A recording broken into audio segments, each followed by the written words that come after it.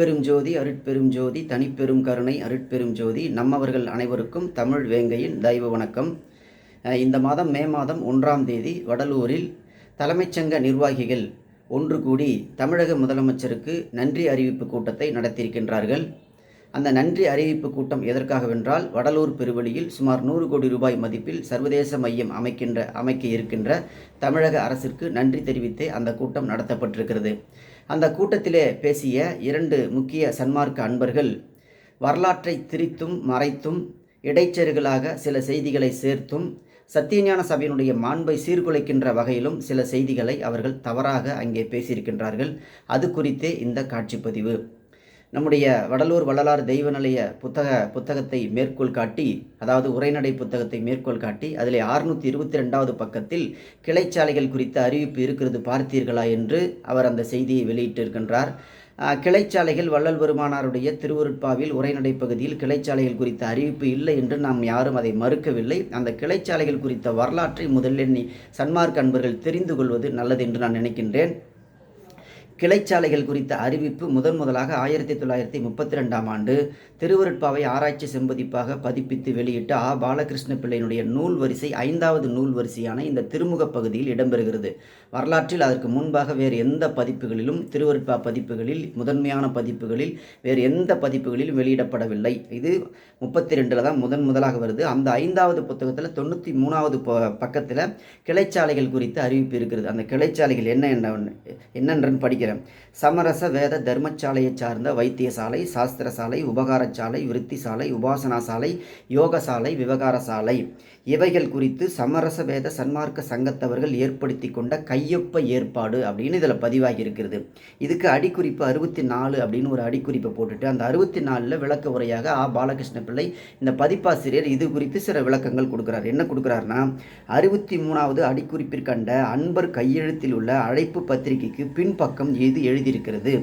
விஷய ஒற்றுமை கருதியும் சுவாமிகள்ங்கிறது வள்ளலார், சுவாமிகளும் கையொப்பக்காரர்களில் ஒருவராக இருப்பார்கள் என்று அனுமானித்தும் இக்குறிப்பையும் இங்கு சேர்த்திருக்கிறது அப்படின்னு குறிக்கிறார்.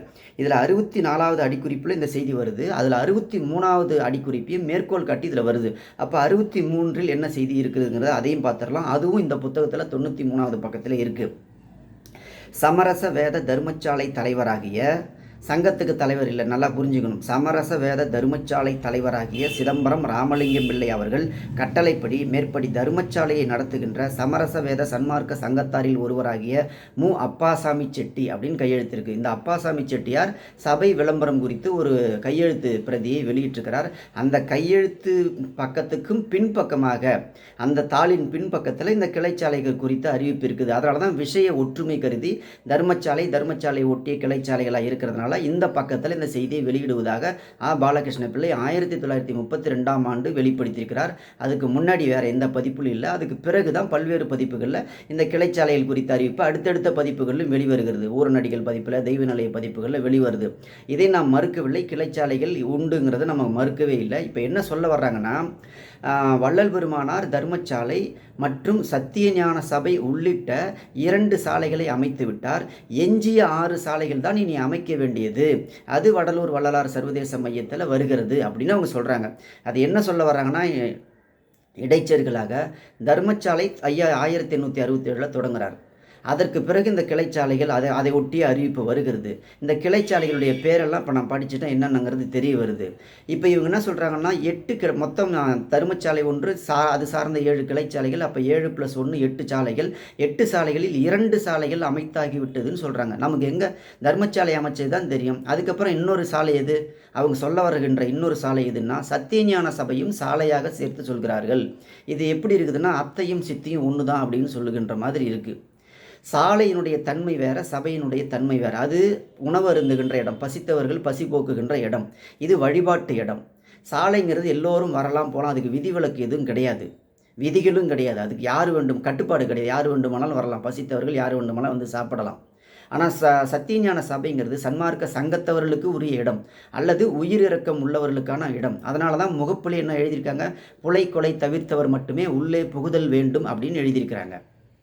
அப்படி இருக்கின்ற பட்சத்தில் கிளைச்சாலைகளில் ஒன்றாக இந்த சத்தியஞான சபையை இவர்கள் குறுக்கி பார்ப்பது, அதனுடைய மேன்மையை சீர்குலைப்பது, அதனுடைய வரலாற்றை திரிப்பதுங்கிறது ஒரு சுயநலத்தினுடைய மொத்த உருவமாக நம்ம இந்த பேச்சு எடுத்துக்கணும்.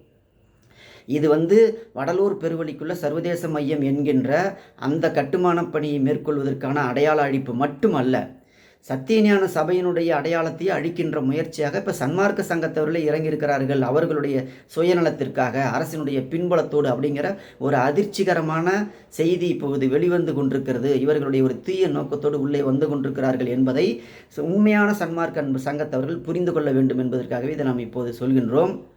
130 ஆண்டுகளுக்கு முன்னாடி 1893 அல்லது 94, 95 காலகட்டத்தில் நம்முடைய வள்ளலாரோடு உடன் இருந்த ஆடூர் சபாபதி சிவாச்சாரியார் ஞானசபைக்கு சித்திஸ்தானம்னு பேர் மாற்றினார், அவருடைய தாய்மொழியில் சமஸ்கிருதத்தில்.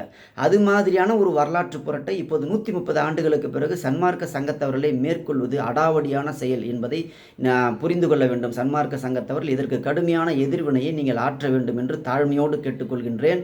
சத்தியஞான சபை வேறு சாலை வேறு என்கின்ற ஒரு புரிதல் கூட அற்றவர்கள் இவர்கள் பேச்சை மேடையில் உள்ளவரும் ரசித்து கைதட்டுகின்ற போக்கு என்பது மிக மிக மோசமான ஒரு வரலாற்று புரட்டாக நீங்கள் எடுத்துக்கொள்ளுங்கள். அது மட்டும் இல்லாமல் வள்ளல் பெருமானார் எந்த இடத்திலையும் கிளைச்சாலைகள் குறித்து அவருடைய தோன்றும் துணையாக இருந்த காலத்தில் எதையுமே அவர் வெளிப்படுத்தலை. 1872ஆம் ஆண்டு சங்கம் சபை சாலைகளுக்கு அவர் பெயர் மாற்றம் செய்கின்றார். அப்படி பெயர் மாற்றம் செய்கின்ற போதாவது இந்த கிளைச்சாலையினுடைய பெயரையும் சேர்த்தே மாற்றியிருக்க வேண்டும். அல்லது இவர்கள் சொல்வது போல அந்த 7 கிளைச்சாலைகளில் ஒன்றாக நாம் சத்தியஞான சபையை கொள்ள வேண்டும் என்றால் அதுக்கு வள்ளல் பெருமானாரே பேர் வச்சிருக்கணும். அந்த 7 கிளைச்சாலைகளில் ஒன்றே பேர் வச்சிருக்கணும். அவர் ஏன் ஞான சபையின் பேர் வைக்கிறாரு? ஞான சபையின் பேர் வைக்காமல் இவர்கள் சொல்லுவது போல கிளைச்சாலைகளில் ஒன்றாக ஞான சபையை கருத வேண்டும் என்றால் 7 கிளைச்சாலைகளில் ஒரு அடையாளத்தை அல்லவா அங்கு சூட்டியிருக்க வேண்டும். அப்படி சூட்டாமல் எதற்காக வள்ளல் பெருமான் சத்தியஞான சபை என்று சூட்ட வேண்டும் என்கின்ற தாழ்மையான கருத்தையும் அந்த அன்பர்கள் முதலிலே புரிந்து கொள்ள வேண்டும். அடுத்ததாக இன்னொரு அன்பர் பேசுகிறாரு, சத்தியஞான சபையினுடைய பணிகளை எல்லாம் முடித்துவிட்டு ஆறுமுக முதலியார் கான்ட்ராக்டர் ஆறுமுக முதலியார் வள்ளலாரிடம் மீதி இருக்கக்கூடிய எஞ்சி இருக்கின்ற 6 கிளைச்சாலைகளையும் அமைப்பதாக அவர் கூறினார். அதுக்கு வள்ளல் பெருமானார் இசைவு தெரிவிக்காமல் இப்போது நீங்கள் செத்த நாய்களைப் போல இருங்கள், இராஜாங்க விவகாரத்தார் வருவார்கள், அவர்கள் வரும்போது இதனுடைய அங்கங்களை எல்லாம் மேம்படுத்துவார்கள் என்று சொன்னதாக இருக்கிறது. எதில் இருக்குது? ஊரநடிகளார் எழுதிய வடலூர் வரலாறு என்கின்ற நூலில் இருக்கிறது. அந்த நூலில் எள்ளு போட்டால் எள்ளு கீழே விழாது, எதிர்காலத்தில் அவ்வளோ பெரிய கூட்டம் வடலூர் பெருவழியில் கூட போகிறது, எனவே அந்த இடத்துல எதுவும் கட்டக்கூடாதுன்னு வள்ளலார் சொன்னதாக சொல்லுகின்ற அன்பர்களே, நீங்கள் இந்த செய்தியும் ஆறுமுக முதலியார் கான்ட்ராக்டர் ஆறுமுக முதலியார் வள்ளலார்கிட்ட வெளிப்படுத்தின செய்திகளையும் சேர்த்தல்லவா சொல்ல வேண்டும். இவர்களுடைய அறிவு நாணயத்தை பார்த்தீர்களா என்று நேர்மையோடு செயலாட்டி கொண்டிருக்கின்ற நம்மை பார்த்து ஒரு அவதூறான சேற்றை அள்ளி வீசுகிறார்கள். நான் கேட்குற அறிவு நாணயத்தை மூட்டை மூட்டையாக அடுக்கி உங்கள் வீட்டில் வச்சிருக்கின்ற அன்பர்களே, நீங்கள் பேசியது அறிவு நாணயத்தோடு பேசினீர்களா? வடலூர் வரலாறு என்கின்ற புத்தகத்தில் 161வது பக்கத்தில் என்ன எழுதியிருக்குது? ஆறுமுக முதலியார் வள்ளலாரிடம் பேசியதாக அன்பர்களுடைய குறிப்பு இருக்குது. அதில் என்ன சொல்கிறார் ஆறுமுக முதலியார்? சபை கட்டடம் முடிந்தவுடன் அந்த பிளான் படி சில வேலைகளை செய்ய ஆறுமுக முதலியார் பிரயத்தனப்பட்ட போது, இனி நீங்கள் எந்த வேலையிலும் பிரவேசிக்காதீர்கள், செத்த நாய்களைப் போலிருங்கள், ஆண்டவர் வருங்காலத்தில் இந்த மார்க்கத்திற்கு வேண்டிய அங்கங்களை எல்லாம் இராஜாங்கத்தார் முன்னிலையில் முடியும் என்றதாக வள்ளலாருக்கும் ஆறுமுக முதலியாருக்கும் நடந்த உரையாடலை சன்மார்க்க அன்பர்கள் பதிவு செய்திருக்கிறார்கள் வடலூர் வரலாறுங்கிற நூலில். நான் இதில் எந்த இடத்துலையாவது ஆறுமுக முதலியார் கிளைச்சாலைகள் குறித்த அறிவிப்பை வெளியிட்டிருக்கிறாரா? கிளைச்சாலைகள் குறித்த பெயரை குறித்திருக்கிறாரா? அதில் ஒரு சாலையாக சத்தியஞான சபை இங்கே அடையாளப்படுத்துகிறாரா? எஞ்சி 6 சாலைகளுடைய பெயரை சொல்கிறாரா?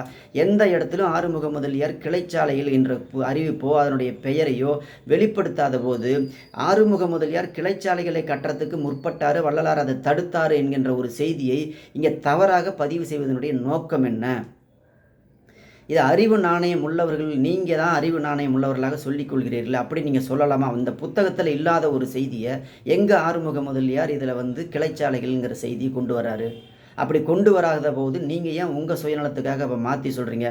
நோக்கம் என்னவென்றால், இப்போது வடலூர் பெருவழிக்குள்ளே நீங்கள் சர்வதேச மையத்தை அமைப்பது மட்டும் உங்களுடைய நோக்கம் இல்லை. சத்தியஞான சபையையே கிளைச்சாலையினுடைய ஒன்றாக இதை நீங்கள் மலினப்படுத்த வேண்டும், அதனுடைய புனிதத்தன்மையை கெடுக்க வேண்டும், அதனுடைய மேன்மையான அடையாளத்தை சீர்குலைக்க வேண்டும். அது ஒரு வழிபாட்டு தலம் அல்ல, கிளைச்சாலைகளில் ஒன்றாக அதை கீழே இறக்கி பார்க்க வேண்டும் என்கின்ற ஒரு ஈனத்தனமான புத்தி தான் இந்த 2 அன்பர்களிடம் வெளிப்பட்டிருக்கிறது. இது சன்மார்க்க அன்பர்கள் பேசுகின்ற பேச்சு அல்ல. பஞ்சமகா பாவத்தில் வள்ளல் பெருமானார் பொய்யையும் ஒரு பாவம் என்று சொல்கிறார். இவர்கள் வாயை திறந்தாலே பொய்யாகவே வந்து கொண்டிருக்கிறது. சன்மார்க்க உலகத்தவர்கள் எச்சரிக்கையோடும் விழிப்புணர்வோடும் இருக்க வேண்டிய காலம் இது என்பதை மெத்த பணிவன்போடு சொல்லிக் கொள்கின்றேன். அது மட்டுமல்லாமல் மிக முக்கியமான இன்னொரு செய்தியை நான் சொல்கின்றேன். வள்ளல் பெருமானார் சன்மார்க்க போதினி என்கின்ற பாடசாலையை தொடங்கியதற்கான வரலாறு இருக்கிறது. சன்மார்க்க விவேக விருத்தி என்கின்ற மாத ஏட்டை தொடங்குவதும் அதுக்கு யார் யாரெல்லாம் உதவி செய்யணும் என்கின்ற ஒரு முன்முயற்சி எடுத்த வரலாறும் இருக்கிறது. எந்த இடத்திலும் கிளைச்சாலைகள் குறித்து வள்ளல் பெருமானார் அறிவித்ததாக எந்த இடத்திலும் பதிவில்லை. பாலகிருஷ்ண பிள்ளை கையெழுத்து பிரதியில் இருக்கிறத ஒன்றை அது சன்மார்க்க வரலாற்றில் ஏதாவது துண்டு துக்கடா கிடைச்சா கூட அதை நன்றி உணர்ச்சியோட பதிப்பிச்சிருவோம், அது பின்னாடி தேவைப்படும் அப்படிங்கிறதுக்காக அவர் எதையும் அலட்சியம் செய்யாமல் பதிச்சார தவிர இதில் வடலூர் வரலாற்றில் அல்லது சன்மார்க்க வரலாற்றில் அல்லது தோன்றும் துணையாக வள்ளல் பெருமான் இருந்த காலத்தில் கிளைச்சாலைகள் குறித்த எந்த விதமான செய்தியும் எங்கும் இல்லை என்பதே உண்மை. இவர்கள் இப்போ சத்தியஞான சபையினுடைய அடையாளத்தை அழிக்கின்ற முயற்சியில் இப்போது கிளைச்சாலைகள் என்கின்ற பெயரில் இப்போது முனைந்திருக்கிறார்கள். இவர்களுடைய தீய உள்நோக்கத்தை புரிந்து கொண்டு சன்மார்க்க அன்பர்கள் எதிர்வினையாற்ற முன்வர வேண்டும் என்று மிக்க தாழ்மையோடு கேட்டுக்கொள்கின்றேன். நன்றி, வணக்கம்.